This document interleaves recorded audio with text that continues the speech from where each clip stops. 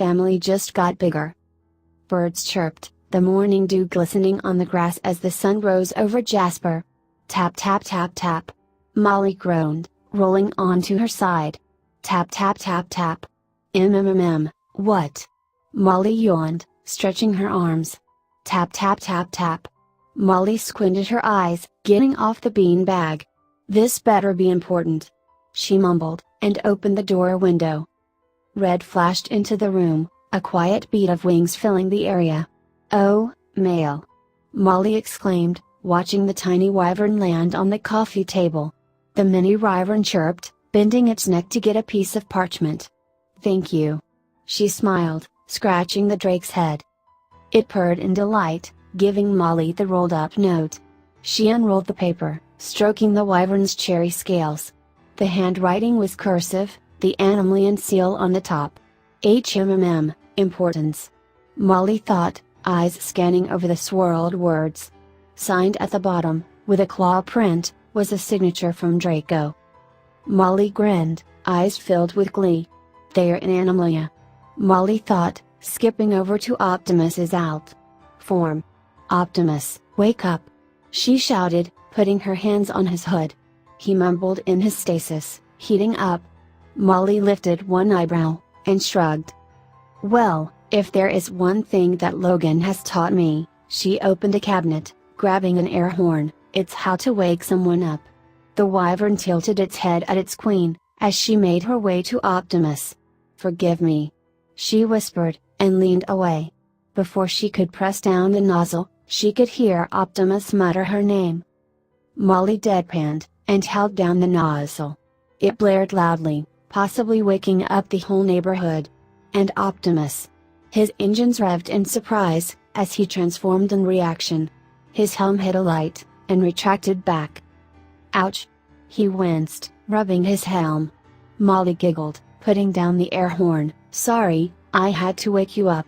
She walked back over to the messenger. It is all right. Optimus sighed, kneeling down. I was just startled from stasis. He sat cross-legged, eyeing the winged serpent. Who is this? Molly smiled, and grabbed a pouch from under the TV. He's a messenger dragon. One of the many ways Animalians get mail. Dragon is one of the more expensive types. She opened the drawstring pouch, pouring out a single gold coin. Optimus nodded, staring at her wounded shoulder. Molly, he stated, your shoulder might become infected. Maybe I should check your injury for no. Molly shouted, dropping the coin into the drake's pouch. I can care for my own wounds, thank you. Molly subconsciously touched her wrap, feeling the scar beneath it. I'd rather, keep it personal. Molly whispered, sighing. I understand.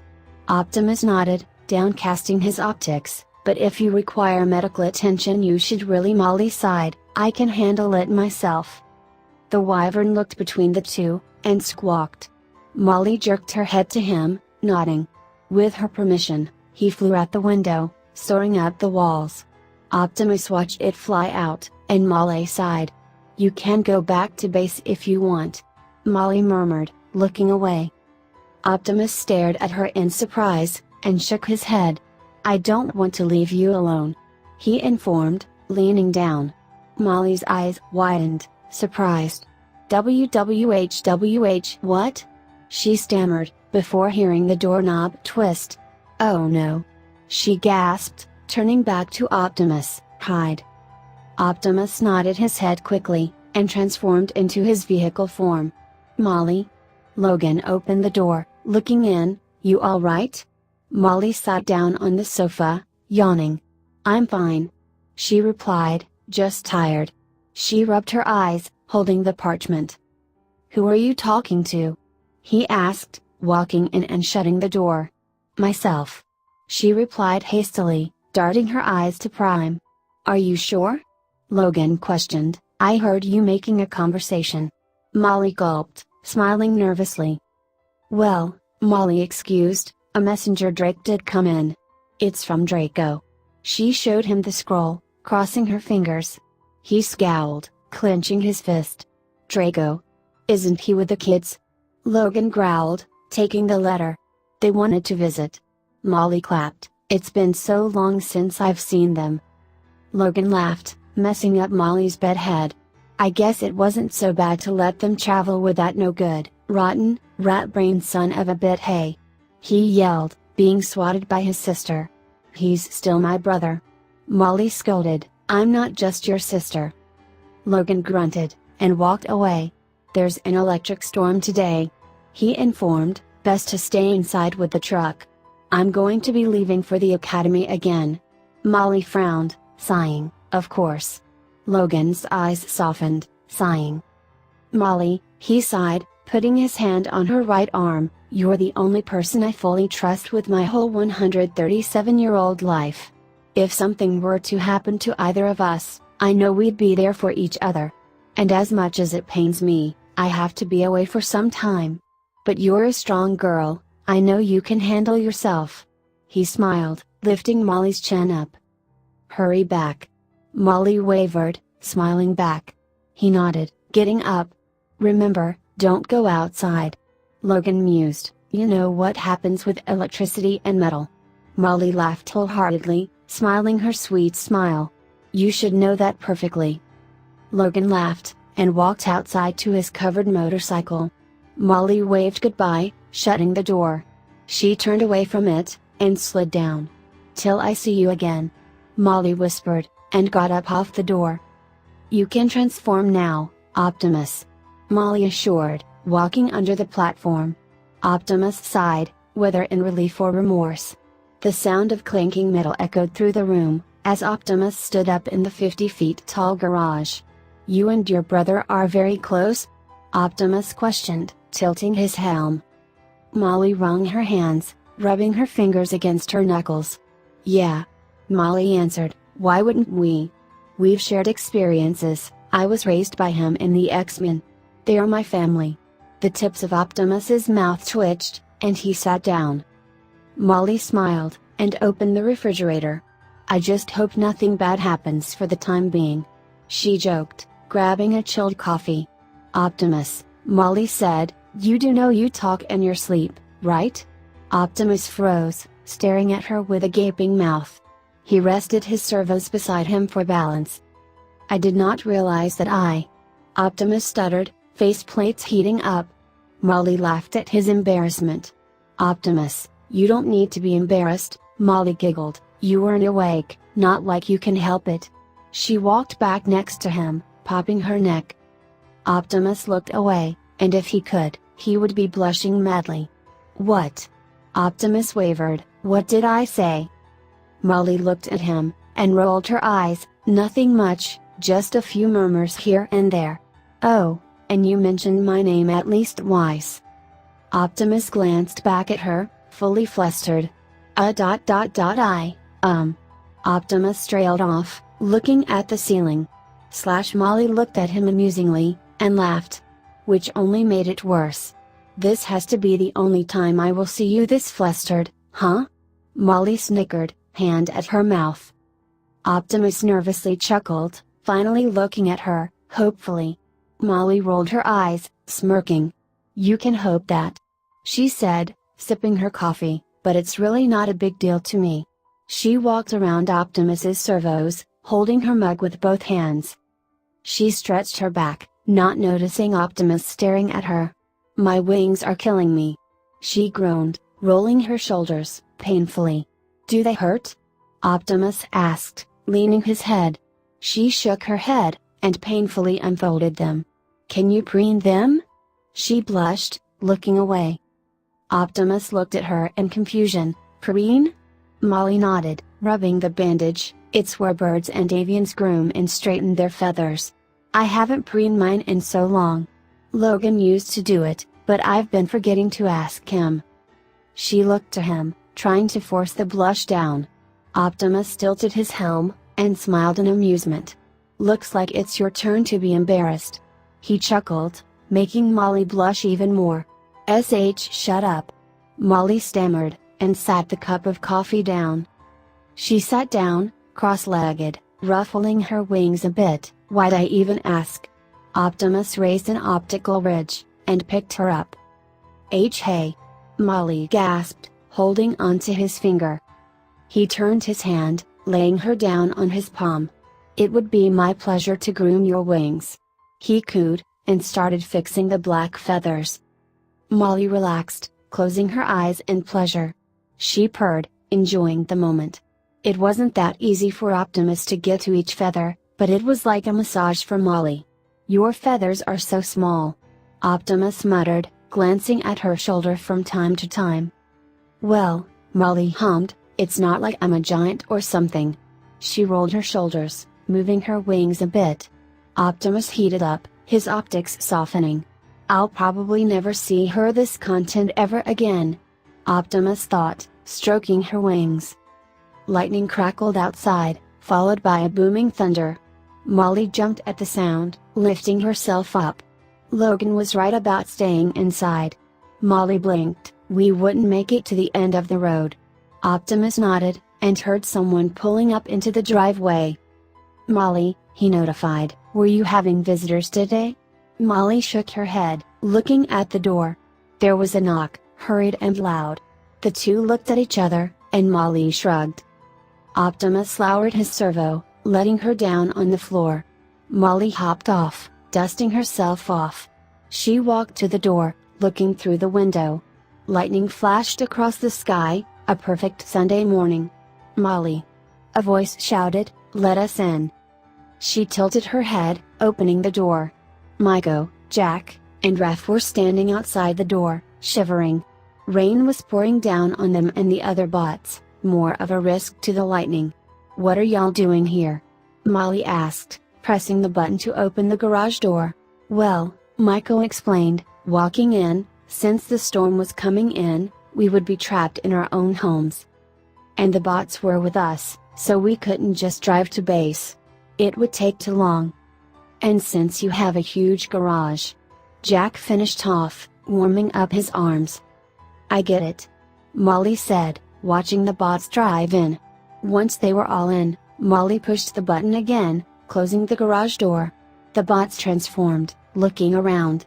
"Where we are," she started, looking at Optimus, interrupting something. She smirked, and knelt down. "Nope," Molly replied, locking the door, "we were just talking." She walked to the closet, grabbing some towels. "Here," she said, throwing them at the kids and bots, "use these to dry off." The teens picked them up without haste, rubbing their arms vigorously. "Nice place." Bulkhead whistled, looking around. "This?" Molly pointed at the walls, "This is just the garage. You should see the inside of the house, or more enticing, the castle." Maiko's eyes looked at her in interest, and bounded to the beanbag. "When will you take us to Animalia?" she asked, putting her hand on her cheek. Molly smiled sweetly, reaching for her mug again. "Soon, Maiko."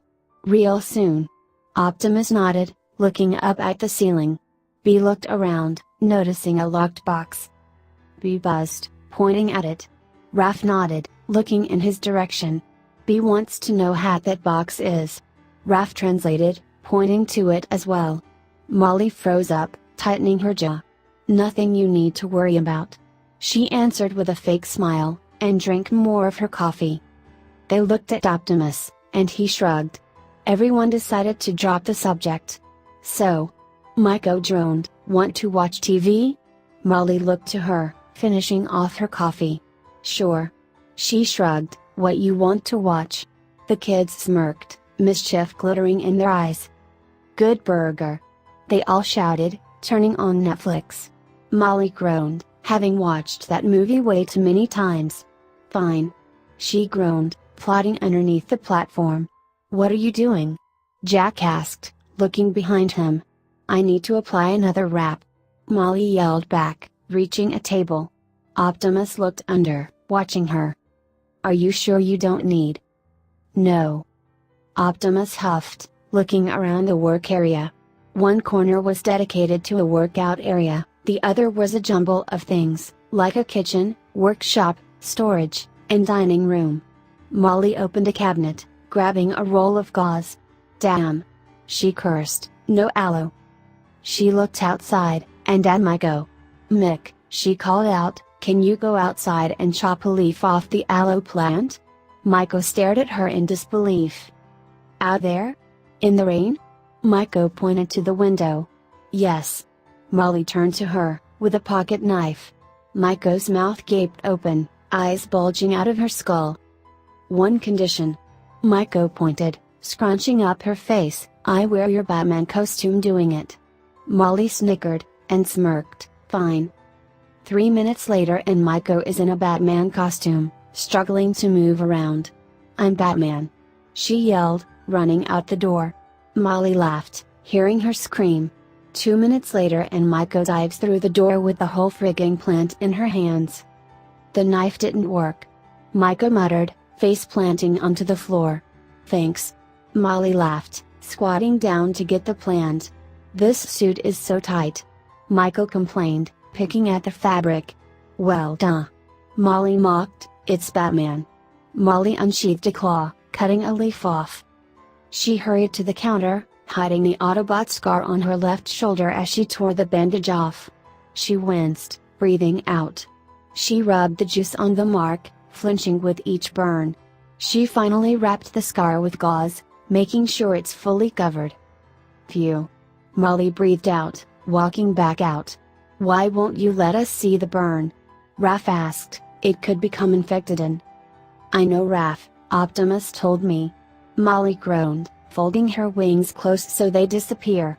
The movie went on, the kids staring intently while Molly rested her eyes. This movie is annoying.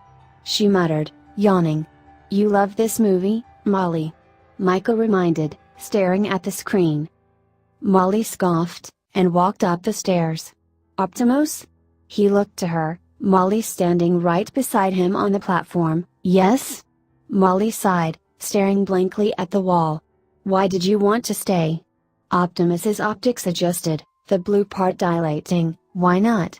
I enjoy my time with you. Molly's eyes widened in surprise, her face tinting with pink. I guess that's a compliment. She smiled nervously, biting her lip. Molly.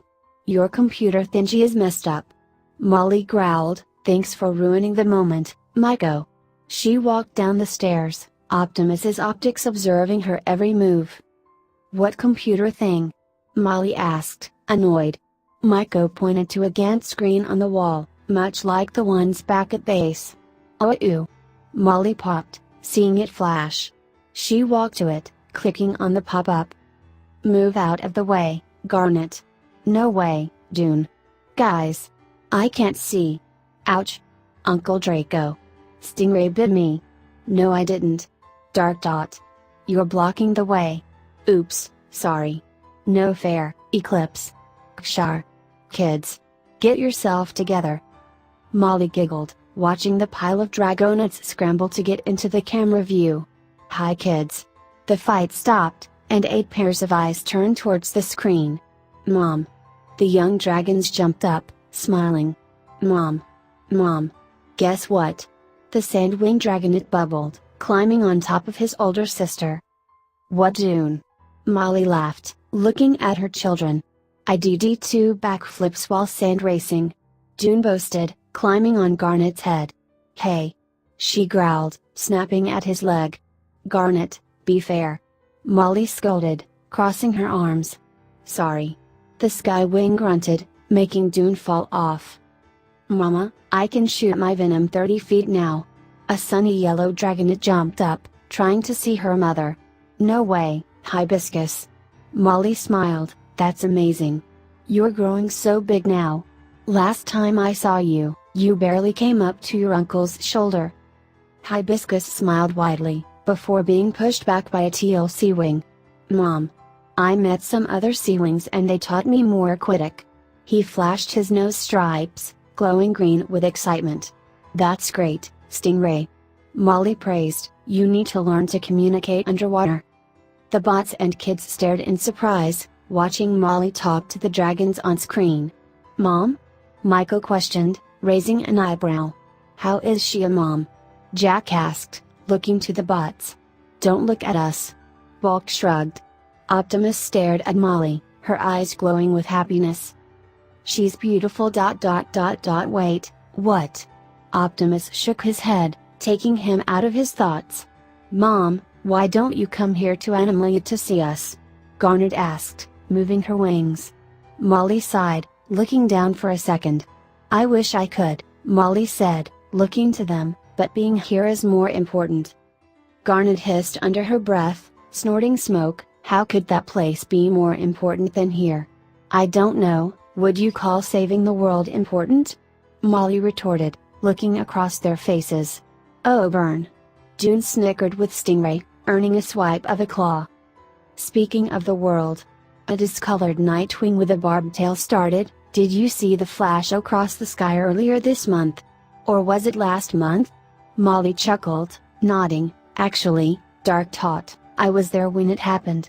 In space." The children's jaws dropped, before smiling. "You were in space? OMG, how cool. I wish I was there. That would have been awesome." The Dragonette spoke rapidly. "Mom, we went to the Arctic Circle." The Icewing beamed, shaking his wings. "Really, Hale? That's awesome." Molly encouraged, smiling. RC and Optimus froze, looking at each other. "Did you say Hale?" RC asked, kneeling down to the screen. The small Icewing gasped, patting the Mudwing's shoulder. "See, Grove. Those were the robots I was talking about. I told you I wasn't lying." The other Dragonettes leaned in, oohing. "Hee hee." Molly giggled, looking to the bots. "Kids, this is RC, Bulkhead, Bumblebee, and Optimus," she introduced, motioning to each of them. "And the humans behind me are Maiko, Jack, and Raphael." The kids waved nervously at the Dragonettes. "Maiko Nakadai?" Hibiscus gasped behind everyone else. "Your mom's lead guitarist in the band. You are so cool." Maiko smiled at the praise, smirking at the boys. "Well, thank you." Hibiscus jumps over everyone else, scales flashing different colors. "Hey," Molly said, looking at the screen, "where's Eclipse?" The Dragonettes froze, making way for the silent Nightwing Sandwing hybrid. She nodded, purple eyes sending shivers down the teenagers' spines. She was silent, but Molly nodded. The female dragon's almost pitch-black scales lifted up, like feathers of a bird. Her wings started out as a sandy yellow color, before fading out into black. Silver scales on her wings shimmered, like her brothers. The bots looked at Molly, confused. It was as if she could understand the mute. She smiled, and started talking again. "And what about your uncle? Is he with you?" she asked, referring to her brother. "I'm right here, Molly." A large head poked behind the Dragonettes, smiling. "How have you been, brother?" Molly smirked, crossing her arms. "I've been fine," Draco replied, looking at the Autobots. "And I'm suspecting you haven't been bored in a while, no?" Molly laughed, rolling her eyes. "I'm surprised none of you have nothing my bandage." She pointed to her shoulder. Their eyes widened, and shrugged. "It was suspected of you to get hurt." Garnet jeered, flashing a smirk. "Oh ha ha ha, funny Garnet." Molly said sarcastically, "Were y'all betting on if I'll get hurt?" June and Stingray froze, Stingray pulling back his arm that had $10 in its claw. "No." They all answered, Eclipse rolling her eyes. The kids snickered behind Molly, and she snapped her head back and glared at them. "Well, I guess we should be going now," Draco said. "What?" the kids shouted, turning to their uncle. "You 8 have classes tomorrow," Draco retorted, "plus, your mother seems tired. We should give her some rest." Molly pouted, "But it's been so long since I've seen them." Draco sighed, looking down his snout. "Molly, the kids need their rest as well as you. They've been flying for over 24 hours. Molly sighed, looking at her sons and daughters. "I can't wait to see y'all in person again." She smiled. "Bye." She waved. "Bye." The kids chorused, before the screen blinked out. Molly laughed, and shut off the computer. "You never said you had offspring."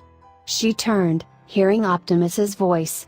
"I didn't need to," she replied, walking to the couch. "But then, who's the father?" Maiko asked, raising an eyebrow. "Maiko," Molly face-bombed, "they're adopted. If they were biological, That would mean I lost my V card at 11. Maiko tightened her mouth, and looked away in embarrassment. Jack laughed, clutching his chest.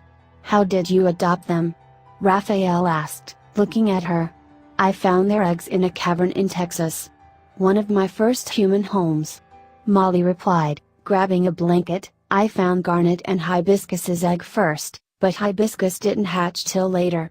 I found the others' eggs in Animalia. They were rejected by their parents. Eclipse and Darktod are Sandwing, Nightwing hybrids.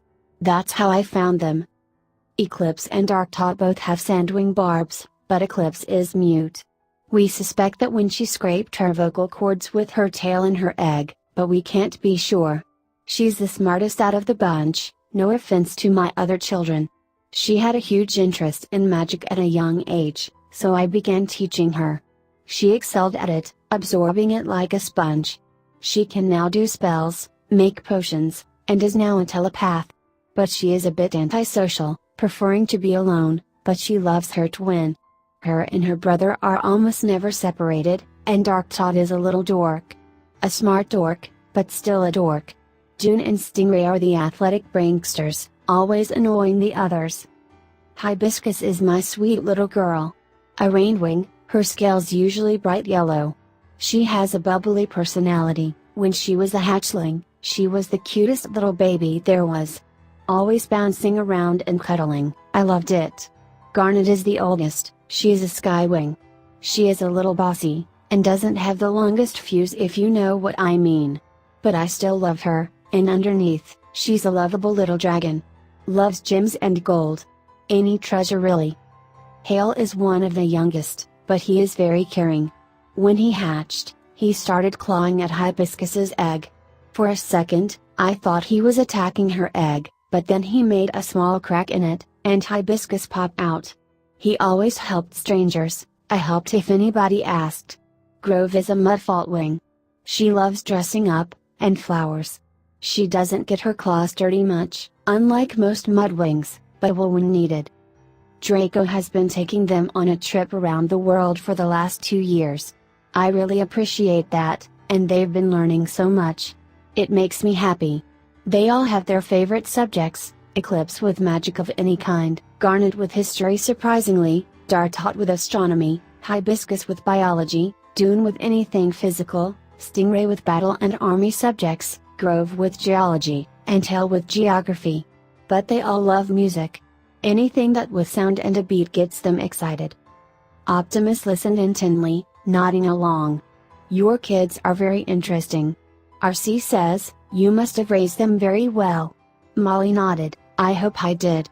I mean, sure they are the heirs to the throne, being princes and princesses and all, but, I don't want to stress them out with all these responsibilities. They're kids, they should be living life. Like you? Jack questioned. Molly squared her shoulders, turning up her nose. I am living my life, while also being queen. Jack rolled his eyes, scoffing, then don't stress out with them, they are about your age and dragon years. I bet. You don't know what it's like. She yelled, baring her fangs, I was 10 when crowned, they're 6.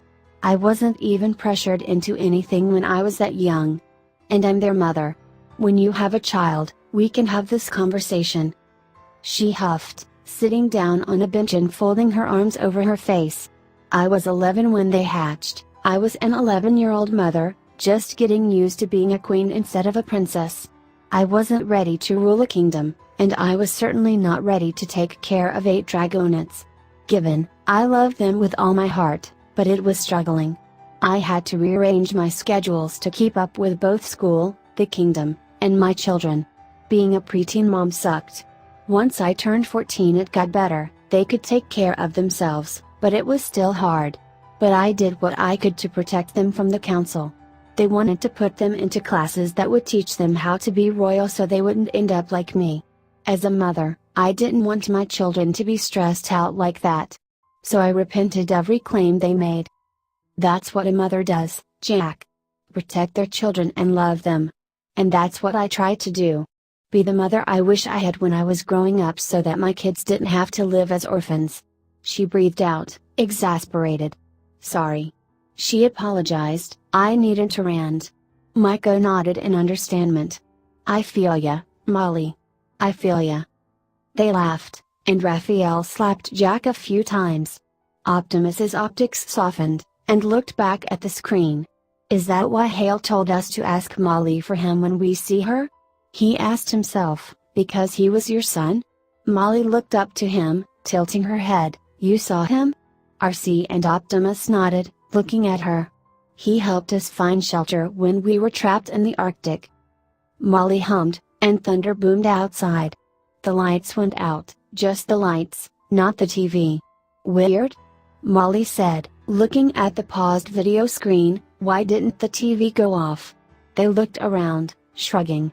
"It's the power of good burger." Miko gasped jokingly, and unpaused the movie. "Not his queen." Well, that's the ending of that chapter. Hello everyone, Nat1995 here in the video game fanfic plot with a special announcement for you all. I am teaming up with Mistress Nightmare on making t-shirts. So far we only got the Creepypasta crew. But do not worry, I'm going to start making t-shirt designs of the fanfic covers that I make for my videos for you all to see if you like them or not. And remember, to hit that like button, subscribe to my channel, and ring the bell so you won't miss any new notifications. I'll be posting videos on Monday, Wednesday, Friday, and Saturday. I do hope you enjoy these videos that I make for you all. Remember, I make these videos to entertain you. If you have any suggestions on which stories I should continue or stop, let me know in the comments down below. Until next time.